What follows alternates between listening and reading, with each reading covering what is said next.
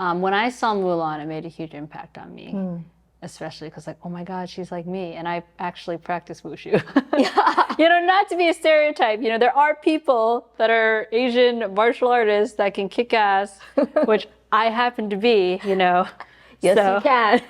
So when Mulan came out, I think that was like a huge deal for me. And then I was still like, I went to Chinese school. So every Sunday we would go to Chinese school. I would hang out with all like other Asian American friends. You know, we became like a huge family.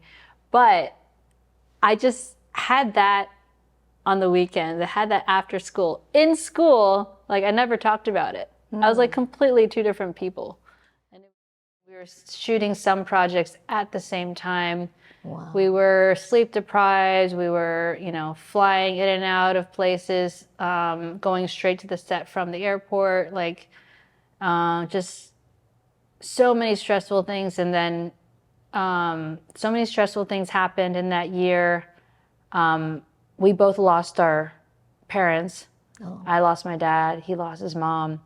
And like, it was just in that year, 2017, like so much had happened in our lives and we were together for that whole thing. And I think at the end of the year, he proposed to me. And it was just like, we had just lived basically like 5 years together in this 1 year. So yeah, of course, like, I think we'll do I think we'll be fine, you know, if we get married, you know? So, yeah.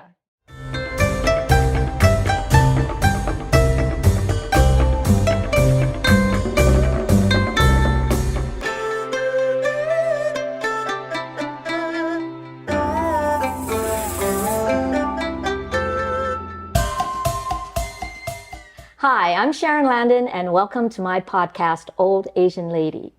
Today, my guest is Sarah Chang. She is an award-winning actress, director, producer, and martial artist. She has been in several projects in China, Taiwan, Philippines, Thailand, Malta, and the U.S. And her most recent projects was one in 2022, which was Accident Man 2 with Scott Atkins. And then this year, you finished up two projects, one in the US, and you just got back from Thailand. And we can't really talk too much about those because they haven't come out, right? That's correct. Okay, so thanks, Sarah, for sharing your time with us today. You were born and grew up in Virginia. During that time, did you ever experience any type of racial bias or anything like that living on the East Coast of the States? I think that growing up, I think it's more like I was really influenced by the media and seeing like so many like Caucasian faces and idolizing them and just not seeing anyone like me on screen. And I think that is something that made me idolize like blonde hair, blue eyes, trying to figure out why I didn't look like them. But at the same time, you know, I'm born and raised in Virginia, and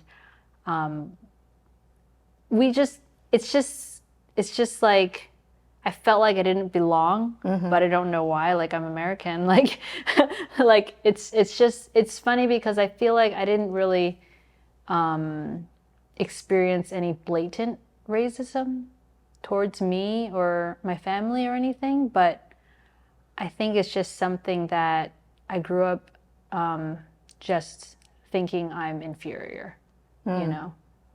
Yeah, I can kind of understand that because, you know, I grew up in the East Coast also. I was in Maryland, so in junior high school and high school, I mean, there were one or two Asians in my whole school. But I never also felt really, you know, biased against, because except one time with this black girl, but she was the only one that had tried to pick on me. But in terms of also feeling like I didn't kind of belong, and I always, as well, like those Caucasian, we had most of all my friends, or all of my friends, at that time were Caucasian. So, I mean, was that the instance with you where you hung around with Caucasians, or did you have Asians in your community that? We actually have a big Asian community in Northern Virginia. Oh, okay. But growing up, I think like elementary school and preschool, all my friends, I think, were, oh, no, I had some Asian friends and some white friends. So it was somewhat diverse. But for some reason, I still felt like inferior. Like I can't put my finger on why that was. And I think it was just either something that I instilled in myself or just, yeah, just growing up in that surrounding, I guess. It wasn't like there, I mean, in terms of Asians, I mean, it was definitely like a huge minority. Maybe there was like, I don't know, 3 or in my class or something like that. But, yeah, a little couple more than me. More, but not the only Asian, but yeah, there weren't a lot of us. Yeah, and I think that does make a difference because when you're surrounded by a lot of people that are not like you, I always thought, oh, I wanted to be more like them. So, I mean, yeah, for this kind of, I could say, I guess, identity issues. I mean, how long did it last? What did it go through from elementary, high school, junior high school, college, or where did you? I think so. This is why I made a big deal about like trying to be Mulan. I did this whole campaign about it because when I saw Mulan, it made a huge impact on me. Especially because like, oh my God, she's like me. And I actually practice Wushu. You know, not to be a stereotype, you know, there are people that are Asian martial artists that can kick ass, which I happen to be, you know. Yes, so, you can. So when Mulan came out, I think that was like a huge deal for me. And then I was still like, I went to Chinese school. So every Sunday we would go to Chinese school. I would hang out with all like other Asian American friends. You know, we became like a huge family. But I just had that on the weekends. I had that after school. In school, like I never talked about it. I was like completely two different people. And it wasn't until I was in orchestra in high school, okay? Well, what did you play? I play violin. A violin. Oh, that's kind of a little bit stereotypy Asian. A lot of piano or violin for Asians. Yeah, I played piano. I wasn't great at it, so I said I needed to do violin, and I was, you know, pretty mediocre. I think I was second violin. I think I may have been first chair at once at second violin. So that's like after all the first violins, I was either in the back of the first violins or maybe somewhere in the front, you know, very medium, you know, at the front of the second violins, okay? But yeah, so we had a concert and it was a Disney concert. And so I got to play Mulan. Oh. So I actually did Wushu in front of like all my friends and everything for the first time. Like I never really talked about it before. And then I did it and then everyone was like, oh, it's so cool. And I was like, oh yeah, guys, so I've been doing Wushu for a really long time. Yeah, because that's what I was going to ask you about. Because I know that you started doing Wushu when you were younger. I didn't know exactly when you started, but it is a very, you know, oh, it's the Asian Chinese thing. So I didn't know if that had added to your, I mean, kind of racial bias or profiling type of thing. Or it sounds like it was pretty cool when people found out about it. Yeah, but I mean, that was also because I kept it a secret for a very long time. Because of that reason? And I mean, I don't know what it was. I don't know why I decided that it's not cool to do Wushu. Also because, like, you know, there's not as many females in Wushu as well. So maybe I just had this whole complex about it. I didn't, you know, I don't know. I don't know. Yeah. It's been a long time. Things that happen when we're in school. I mean, who knows what we're thinking about it. I think one big thing is that we're not, we don't really talk about our feelings a lot as Asians, and we grow up not talking about our feelings. Like, and our parents don't want to talk about their feelings very much. So I think also I just, hold everything in there, the feelings that I have about that. I mean, even probably till this day, I actually haven't really resolved these issues. And like, like that's why it's like, I feel like when I talk about it, I don't know exactly, or I haven't pinpointed the exact issues that I've had about it. Right. I feel like, we don't talk about it a lot. And so, talking about it as in self-identity or the yeah, I guess our self-identity or how we feel about certain things or how I felt about, wanting to lie about doing wushu and why I did it. I mean, I don't think I told my parents that I lied about it. And I'm like, I don't know why at the time I felt like I needed to. Well, it's probably because not too many people are running around the school doing wushu. Yeah. And even I think at the time, or even when I was younger, because I'm way older than you are, but I don't remember ever hearing or seeing, people in my school doing wushu. And I didn't grow up with the same environment that you had because I didn't have Asian parents. I had Caucasian parents. Yeah. So my upbringing was quite different in that way. But yeah, it's all about fitting in or not. And I can imagine that's why you probably didn't. But then after you found out that it was so cool, did you change your mind at that point, I mean? Yeah, then I was just the wushu girl. Like everybody just knew me as a wushu girl, or I was Mulan. I have these shorts because I was on the gymnastics team, and on my shorts it says Mulan. That was my name. From then on I was nicknamed Mulan, and I guess I was happy with that. And I also ended up transitioning to like hanging out with all Asians, which I feel like happens at one point in our lives as Asian Americans. I don't know, but basically I hung out with all other Asians in high school pretty much. Because you said you had to attend the weekend Chinese school. Is that why? Because your regular school you said hardly had any, but then after when you attended those other classes, there were so many. Well, no, Asians. They were still I did have quite a few Asians in my high school, and then we kind of just ended up banding together and hanging out all the time, and then just that was that. And like I still, I still talk to those friends. A lot of. Are they all? Most of them living still in Virginia, or are they all over the place like you have been? Some are still in Virginia, and some are in California, and one now has an award-winning podcast. Oh, okay. I'm going to do a little plug here called Culture Kids Podcast. Culture Kids. So, my homegirl Kristen, she is living in LA, so I got to see her like about a couple months ago. So yeah, when you were in LA for the film. Okay. Yes, I stayed with her. I was like her third kid. That was fun. Okay, so then I was going to ask you about the wushu thing. So you're saying that, was it Mulan, seeing Mulan that made you go more into it or embracing it, or did you actually do wushu? You did wushu before that, right? And how did you get I did wushu. My dad really liked wuxia films growing up.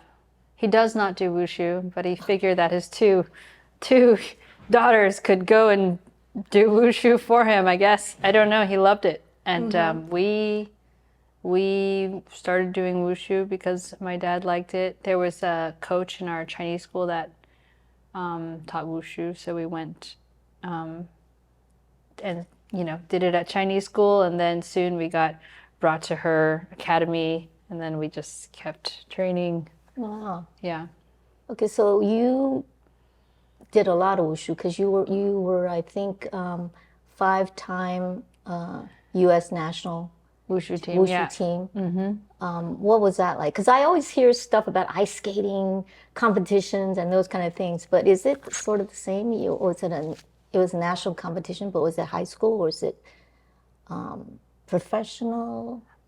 So the U.S. Wushu team is, I guess it still counts as an amateur team. So you just train on your own, and then every 2 years you do a team trials. You do a competition with all the other Wushu practitioners. And then if you make the team, there's an A team and a B team. The A team goes to Worlds. And I mean, you get to travel everywhere. And then the B team goes to Pan American Games. So in Pan American Games, you have a team of 10. Worlds, you have a team of 5, 4 or 5. Now I'm. Oh, okay, cool. It's been a long time. Maybe I think it was 4 at one point, and then it turned into 5. But yeah, anyways. So you were on the world team, right? Yes. Yes. So going from the second row violinist or the second violinist, you went to number 1 for Wushu. That was a raise up. Can you kind of explain a little bit about the difference between Wushu? Because when people think of Asian martial arts, they think, oh, karate, kung fu, and all this other kind of stuff. How does Wushu differ? I mean, what's the difference, if there is any? Well, you mean between Wushu and, say, karate, like other, I guess there's just other cultures, Asian I guess. martial arts. They're Or, you know, because in the States, I feel like everybody lumps these kind of martial arts into one thing. If they don't know about it, or they're Caucasian or whatever, they just think it's one thing, but it's not. I think the distinction is where they're from. You know, there's karate, there's taekwondo, there's wushu. I mean, wushu is Chinese. Okay, Yeah, specifically Chinese. Specifically Chinese, and it's the competitive wushu that I do is divided into 2 sections. One is taolu, which is to do forms, which is what I do. So I perform a form, and within that, I get scored for it. Okay. Basically, and it's like kind of like ice skating. Yeah, yeah. And so, yeah, when I began competing, we all did the same exact form. Oh. So you just get scored based on the same exact routine and basically on your technical performance and your style and all of that. And then later on, they changed to be more like ice skating, where you have certain jumps or difficulties or acrobatic movements that you have to fulfill. Right. And then you can make your form around that. So you actually choreograph the entire form. You put in a certain amount of difficulties, like a triple turn or whatever. Oh, it is like a kind of, right? A 720 tornado kick. Right, right. Or yeah, and then you make that up into your form too. Yeah. So the second form is sanda, which is the fighting one, which is basically like Chinese kickboxing. And a lot of the Chinese UFC fighters are former Sanda champions. Oh, really? But that but they didn't study wushu. It's just another type of style. It's part of wushu. Yeah. Oh, so yeah, wushu has taolu and sanda. In competitive wushu has those. So you can compete in sanda or you can compete in taolu. Kung Lee was our U.S. wushu team coach once. Kung Lee. Yeah. No, I'm not super good with names. So what's he known for? He was your coach, but Kung Lee is like this sanda champion. Actually, you're right. I don't know what his credentials are, but basically, he beat up lots of people. For sure. He's a beast, but he also did some movies as well. And still a beast. And his son is now coming up, and he does sanda, and he's kicking some butt, serious butt. So shout out to Kung Lee. Some listeners know Kung Lee. Okay. Sorry for the terrible bio, Kung Lee. But people who know you. You're the man. Oh, sorry. So how much time a week did you devote to training for this? I train pretty much every day, at least around 2 hours during the weekdays, and then on the weekends, sometimes longer. Every summer I would go to China to train. So I trained in Beijing with at Shisahai, which is where Jet Li went to, Wu Jing came out of, like Okay. all Wow. the big, I didn't Wushu realize. stars. They were all part of professional Chinese Wushu teams, like Max Zhang from Hitman, and Oh, I didn't realize that you had started going to China already when you were training before you moved to Taiwan. yeah. Wow. The first time was in high school, like in 1999. And you guys know how old I am. Very proud. Proud to be older. Okay, growing older. You're on the old Asian lady show. You're not older than this old Asian lady. That's right. That's right. Because with age comes wisdom and beauty. Supposedly, we hope it is. Oh, that's true. That's true. Okay, so you took those trips to China to further your wushu skills and things like that. And it was a really huge part of your life. So did training in wushu, did it instill in you any type of a way of life or thinking that you still carry on with you today? Because you still do wushu. Yeah, I think a level of discipline and a level of just never giving up, I guess. Yeah, like I always want to, get to a certain level before I can quit, Yeah, and I guess that's perseverance. Okay. Yeah. So did you get to that point of, you felt like you were really successful at what you were doing in wushu? At that time when you were doing all of that? I feel like, to be honest, I didn't get my goal in wushu, which was to medal at Worlds. But I guess because I started to, get a job and start becoming a real person, like I couldn't continue to compete anymore. But that being said, I guess I still have that journey of my training in wushu and, what it means to me and learning more about it on a deeper level, especially coming to Taiwan and training with the Taiwanese team.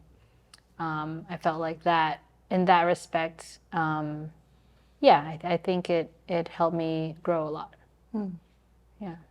So you said you started having to get a job. Was it, so you quit wushu? College, you were still doing it in college, or how did that transition? Yeah, I did it all the way throughout college, and then when I came to Taiwan, I competed.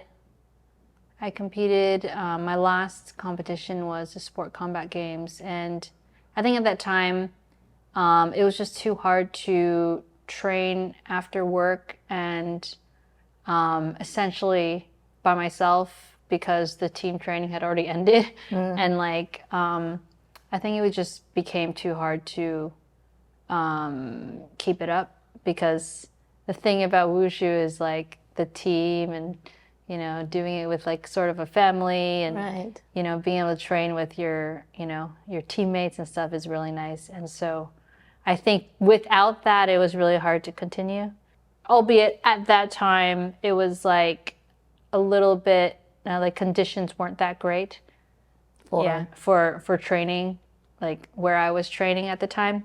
And so So you said you got a job. Was it the job, was that in the degree that you studied? Yeah, I got a job in material science. Material science. I was selling plastics. Okay, that's so unlike you. Selling plastics. Right. And Yeah. were you good at it? I think I did. I think I did well. I think all right, for my LinkedIn here, I got a lot of new customers. So when I quit, when I jumped ship, I had opened a lot of new customers, and I know that after I left, that those customers started ordering. In plastics, it takes a long time to get a new customer because Right. they have to test the plastic to make sure they can actually make their stuff, and then like it's like a whole thing. So while at my time there, I wouldn't have actually been able to see through when they actually got the sales. Right. But I was told that these new customers did make sales. And I also started a campaign to make a new catalog. So they were upgraded in my presence at Taida Huagong. So Okay. yes, it was a lot of fun. All right. So you were in material science. Was that something that you chose for yourself? Or how did you, I mean, that seems so technical to me.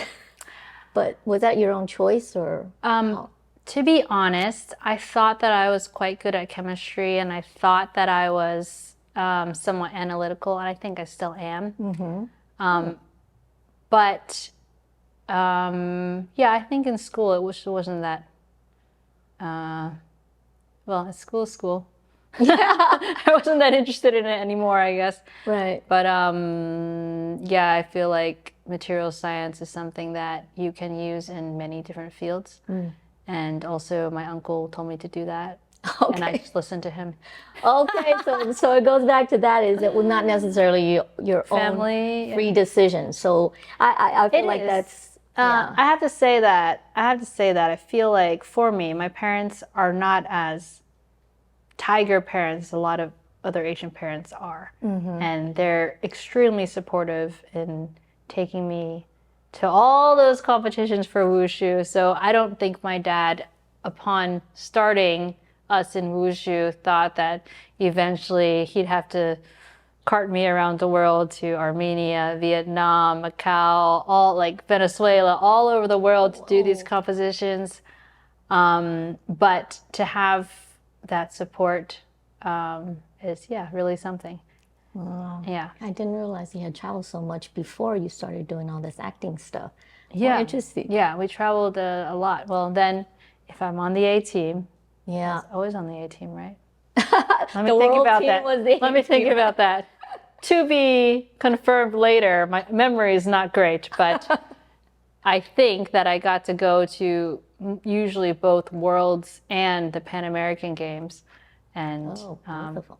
I was yeah, very very lucky. Okay. So you quit that job eventually too, and you moved to Beijing. Was that right? I mean, Yes, after much soul searching and disappointment. I don't know if it was disappointment, just more like, I don't think this is what I'm supposed to be doing with my life. I went back to competing wushu again.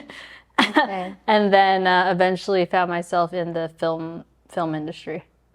Right, well, so there wasn't like a particular trigger point where you said, "Hey, forget this. I'm not going to do this." It was kind of a long process where you just weren't happy with what you were doing, and then you just Yeah, I tried a lot of things. And I managed a bakery at one point. oh, here's all this stuff coming out that I never knew about. That's interesting, Sarah. I mean, I think, Yeah, we got always kind of try to find our way, right? yeah, Try I different think, I things. think it takes a long time to figure out what you're supposed to do with your life, and if that, what you're good at, and I don't know. I feel like I'm still. I mean, yes, I'm in the right path. I feel now because I think once I became an actor, a lot of things just fell into place. But you know, you always have that feeling of, you know, Still is not this- sure if it's the Yeah. exact, if you're supposed to be me- here at this time doing whatever it is that you're doing. Yeah, yeah. Like I feel like, yeah, I'm definitely in the right industry. Yes, I'm supposed to be an actor. After all these different careers. So when you went Yeah. to, you went to Beijing and then you attended the Central Beijing Central Academy of Academy Drama. of Drama Yeah. in Beijing. Yeah. Is that something that I feel like there's so, I mean, it's got a big name. Is it something necessary to get into the entertainment industry or something in China? I mean, do the actors that are there now, is that something that they had to do to get in? I mean, why did you decide to go there? I think in China, going to either the Central Academy of Drama or Beijing Film Academy, those are like the big ones. There's a lot of big stars that came out of those programs. But definitely because, I needed to learn how to act. Also, And yeah, I mean that was the thing. And also, yes, because Central Academy of Drama in Beijing does have a lot of clout, so hopefully, it would help me down the line. Yeah. yeah, because I think you were attending were you attending the classes or the academy there when I met you? Because I knew we worked on a film together way back in 2016, and you had to fly back from Beijing to Taiwan. It was so long something ago, like but, something like that. Yeah, I think I was still there. and so you hadn't originally thought that you were going to be an actor or actress, but then you went to the Beijing Academy because of a decision that you wanted to be an actress, or it was just kind of a natural flow of things that, oh, you're in No, Beijing. I made a conscious decision to become an actress. Okay. Yeah, I made a conscious decision to become an actress because I was actually in stunts. I started in stunts, and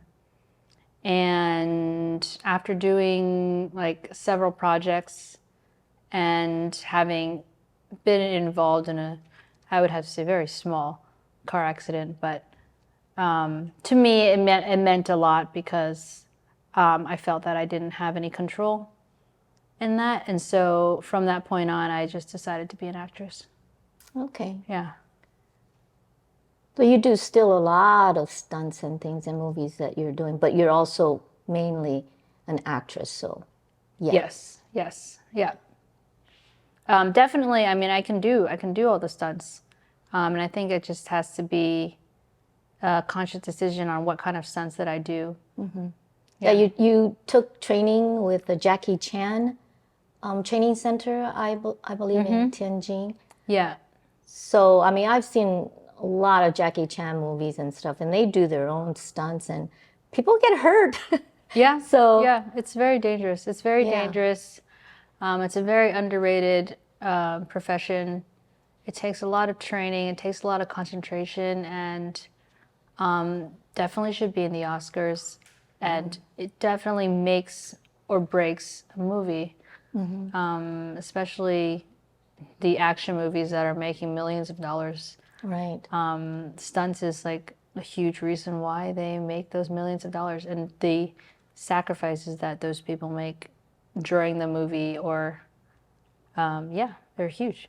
Yeah. Right. I wonder if there's going to be actually the stunt people in Hollywood are part of SAG, right? So there's that is the strike right now dealing with that. So they're part of the whole thing. So hopefully they get Yes. some contracts that recognize their talent and recognize their sacrifices for films too. Yes. Yes, definitely.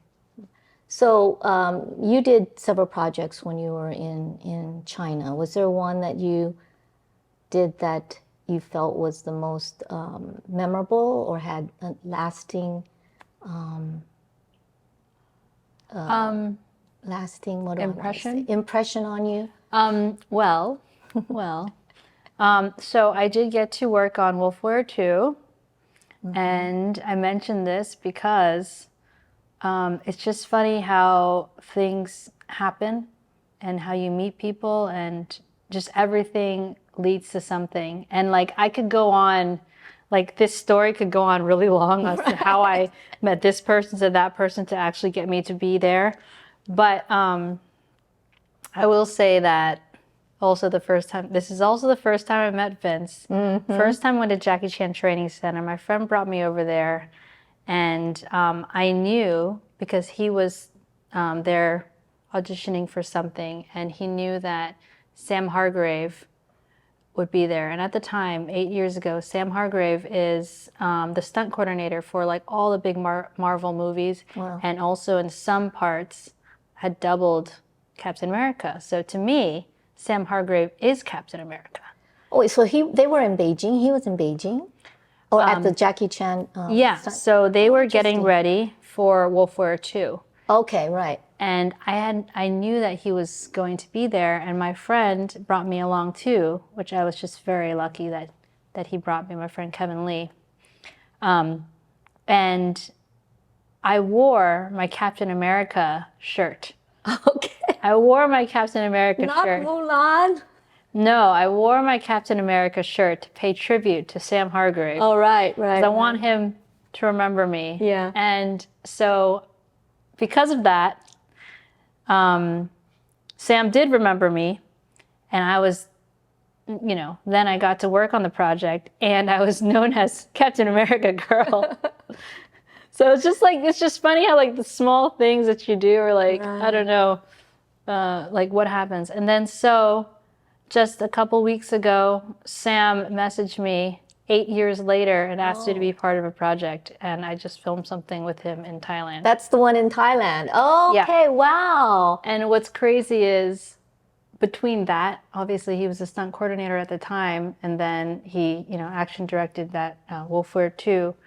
But then within that time, he directed Extraction 1 and Extraction 2, which is the highest grossing Netflix film franchise. Whoa, amazing. In history. Wow. And during that time, I also filmed Accident Man 2, which his brother Daniel Hargrave told me that he loved the movie, and he didn't even realize it was me until halfway through. And he's like, "That's Sarah Chang." And I was like, "It is Sarah Chang. That's me." So it's just really cool how, so much time has passed, but then, we got to work on this really cool project that I can't wait for you guys to see.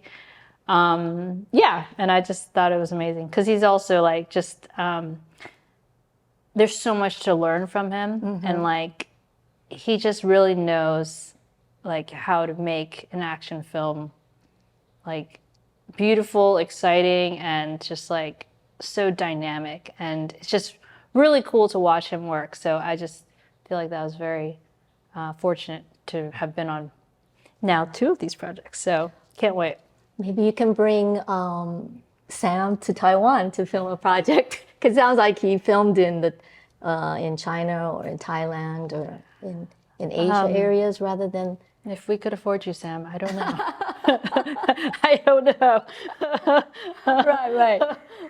So you did mention Vince a little ways back there, and Vince is your husband now, being in the same industry as husband and wife. Is it positive, negative? How does it work? This is another thing that I think is just so serendipitous, and something that just fell into place as well is, so Vince and I, we worked on Blood Hunters together. And of course, there's tons of events that led up to that, and Because that was all in of the us Philippines, meeting. right? Yeah. Blood. So many things. I mean, like the first time I met Vince was at that Jackie Chan training center In Tianjin. in Tianjin. Yeah. Yeah. And I actually worked at, the bakery that I worked at was across the street from his best friend's gym. Anyways, okay, we didn't meet them, but it's just funny. There's so much serendipitous things that happened. But so moving forward, fast forward to, I'm working with him on Blood Hunters. He's a director, producer, lead actor. I'm the one of the lead actresses. And, we basically fell in love. And we just didn't know each other for that long, but we were just finishing each other's sentences. And like, especially when there was like this one group of people, they were discussing a fight, and then I discussed something with them, and then I left, and then Vince came back and discussed the exact same thing with that same group of people. Interesting. Even though like I had just said the same thing. So we're just completely on the same wavelength, and there's so many things that we don't have to say to each other. And this happens all the time, even to this day. And like, it's almost like we really don't have to talk sometimes. Like, we're about to do something, or I said, hey, we should really do that. He's like, yeah, that's what I was going to do. Like, you didn't have to say that. Like, Yeah. like, Well, it's like you're totally synced. Totally. Somehow. Right. And I think that's why after, so that year we did 6 projects together, and I did a movie in China that he came to hang out with me on. But we did, and it was very stressful because we were doing stunt rigging, and we were also acting or directing, or, you know, we did all of the roles that we could possibly, you know, have to take on. Multitasking. Yes, we were multitasking, and we were shooting some projects at the same time. Wow. We were sleep deprived. We were, you know, flying in and out of places, going straight to the set from the airport, like just so many stressful things. And then so many stressful things happened in that year. We both lost our parents. Oh. I lost my dad. He lost his mom. And like, it was just in that year, 2017, like so much had happened in our lives, and we were together for that whole thing. And I think at the end of the year, he proposed to me. And it was just like, we had just lived basically like 5 years together in this 1 year. So yeah, of course, like, I think we'll do I think we'll be fine, you know, if we get married, you know? So, yeah. And we're at a point where we understand each other so much that when we're working together, it just, everything works out. And if I have a disagreement with him or he has a disagreement with me, we just work it out. Or one of us just, you know, says, no, you're wrong. We're going to do this my way. And then the other person just says, yes, boss. Who's usually the boss at the end of the day? Me, Okay. for sure. You can interview him later. And Right. So you guys were in the Philippines, from Beijing to the Philippines, where you filmed all of that stuff. And it's the year of the 2017 where you said all that stuff happened. That was in the Philippines, right? Or was that? Yes. Yes. Whole year was in the Philippines. Okay. So you guys opened up your own production company in the Philippines as well. So were these projects that you guys had brought in, or were you working on projects, somebody else's projects? Yeah, some were our own projects, and some were, you know, producer wanted to make a movie and came to Vince and asked him to develop the film. And some were studio projects that we went in to do the stunts for. Just a whole mix of things. Yeah. Okay, Yeah. so now you are here in Taiwan. I think you guys came back during COVID, before COVID, or something like that. Right.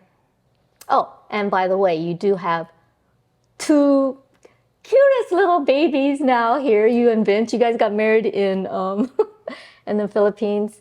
But how does that affect what you guys are doing, the industry that you're in? Because just now you're talking about 2017, how everything was so stressful and you have to do this and that. I mean, I often hear from you and Vince that that's kind of how the industry is. It's a lot of, you know, handling things or bandaging things or making things work.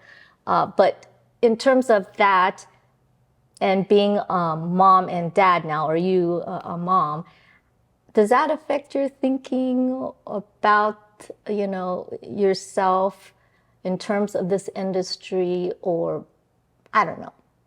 How has it changed you being a mom? I think that before becoming a mom, it seems like a very daunting thing to have a child.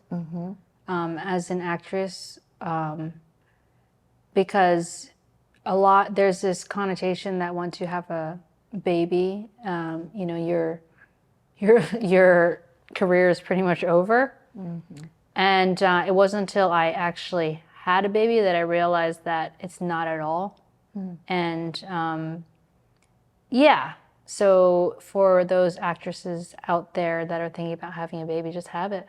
Some people, some of the actresses, they have it by surrogate, right? A lot of actresses do that, seems like, so that they don't. I don't think it's necessary. Yeah. It's not necessary. It's not necessary to act like a sick person when you're pregnant either. It's you just go on with your life. You have the baby. Your body was made for that. And then after the baby comes out, yes, it's very time consuming. It's a lot of takes a lot of your attention, and I think I have a lot of more trouble in terms of being able to focus. But that being said, I feel like they enrich your life so much. Like it's just such a beautiful thing. Yeah, I see you guys together with the girls, and it's so cute sometimes. And it's Yeah. that love. You just can feel the love of your family. It's really Yeah. cool. Yeah. I didn't realize how beautiful like motherhood is, and just yeah, bringing a human into this world, and just being there for them, and having them learn. Of course, it's really scary as well, but you just take it, take it each day. Yeah. Okay. Just go with it. Go with it. And then, I mean, we're really lucky. I can't speak for everyone because we live in Asia. We do have a nanny. So that helps a lot. Yeah. So this year I I was gone for 2 months, and Vince was here taking care of the kids, but we also have a nanny. It's that aspect. I can see how it can be hard if you have no nanny. Right. So yes, Yeah. that is one hurdle. That is one hurdle. about affordable nannyism or nannies. Yeah, affordable in Asia. In Asia, yeah, having an affordable nanny in Asia is just it's a huge difference. Oftentimes when I'm thinking, which you had just done the very first film that you ever did, and now it literally is only 2023, and you've got so many things under your belt, and it's not the story of actors that have been in the business for 15 or 20 years, and they have to rethink about what they're doing. I mean, you've actually had a very fast career, and you're getting to the point where I feel that you're there. So in terms of where you are right now, is this something that you had always visioned, and this is something, or is it a surprise to you? Yeah, I think it is a surprise to me, and I think that somewhere in I don't know, in my head, I do this. I don't celebrate my victories as much as I should, and I don't. I always downplay them, I feel, and I think it just it goes back to me growing up, always repressing everything. Yeah. Anyways, and I don't know, like, it is what it is. It is how I am, and I think it's something that I'm learning to deal with now. Yeah, no, I definitely didn't think, I'd be at where I am now. And I'm glad that I am. I'm glad that I am. And, I have worked really hard to get here. And it's even like here, I still feel like, oh, what's my next project? When I still feel the hustle, even after I've worked up to this point, and I think that's part of the industry that is always so it's somewhat frustrating, but also like I don't know. It just keeps you wanting to continue to improve yourself and work harder. Yeah. So that when that next opportunity hits, Yeah.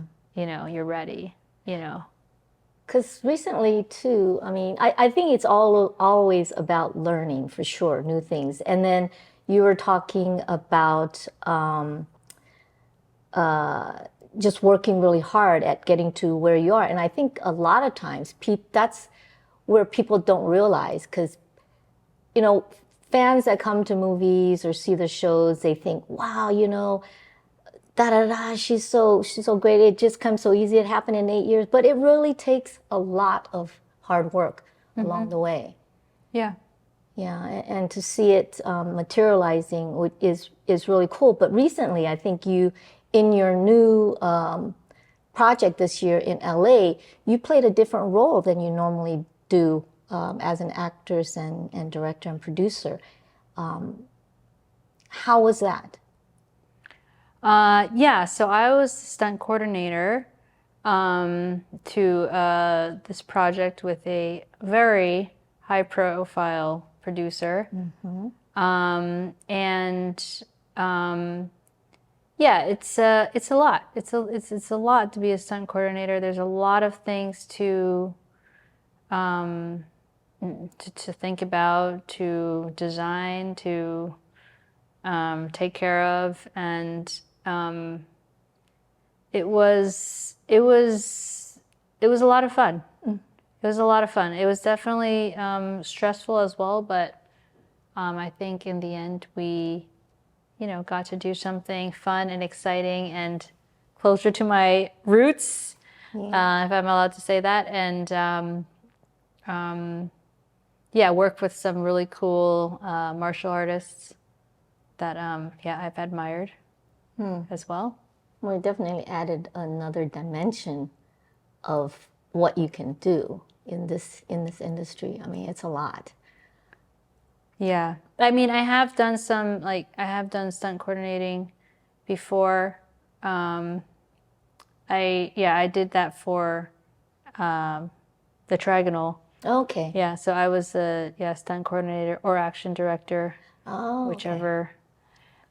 Yeah, I feel like it's the title is interchangeable. I think more people in Asia use action director, and in the U.S. they usually use stunt coordinator. But action director sounds more, you know. I agree. I Yeah. agree on there. And I think in the States there is no action director. Okay. It's that or your second unit director. Wow. Yeah. Well, interesting. Stunt coordinator or second unit director. I think Asia, I mean, is a lot more about titles and names and things like that.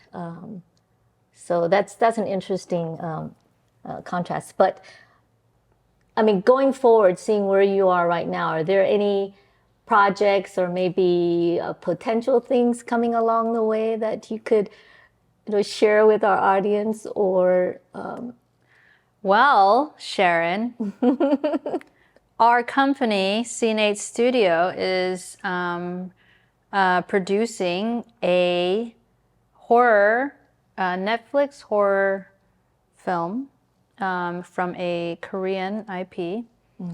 They'll be shooting here in Taiwan at the end of this year.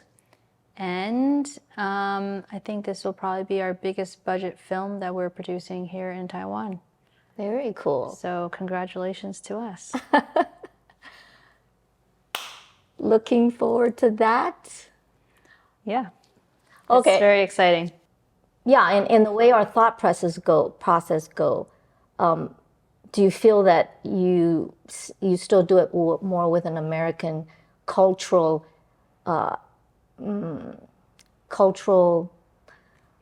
Mindset? mindset? Yeah. I think for sure, definitely American.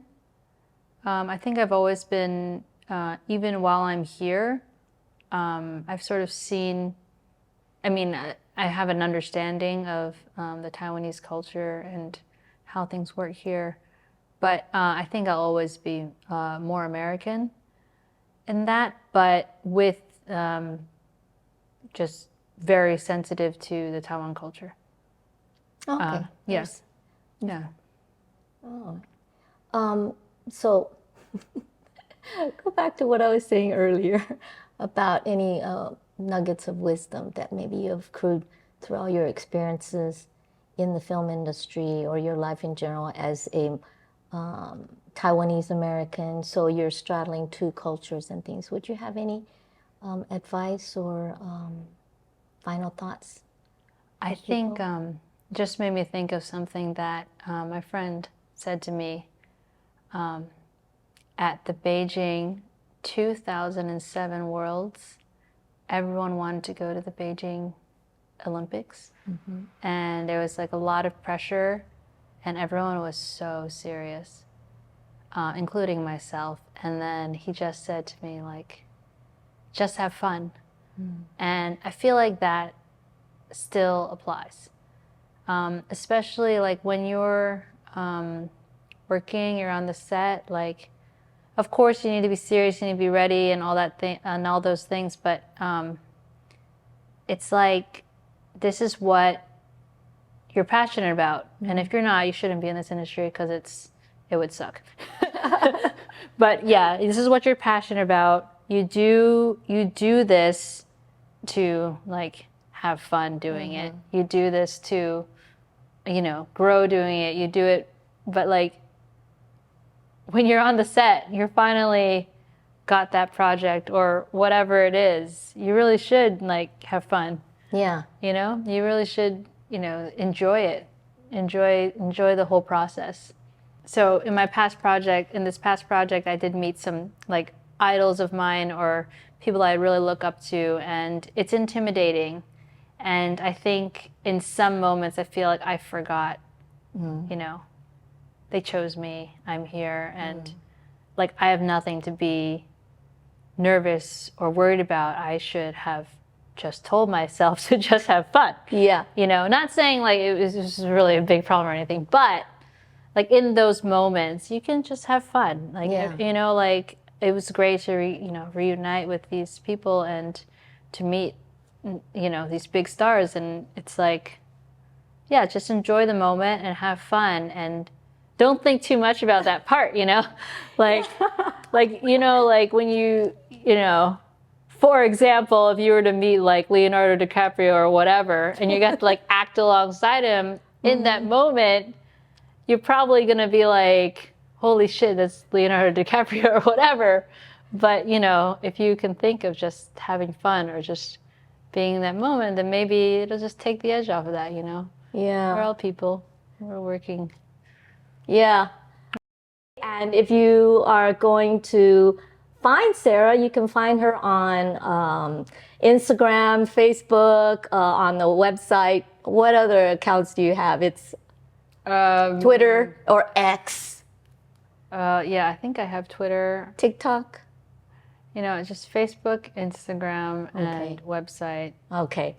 At Starring Sarah Chang.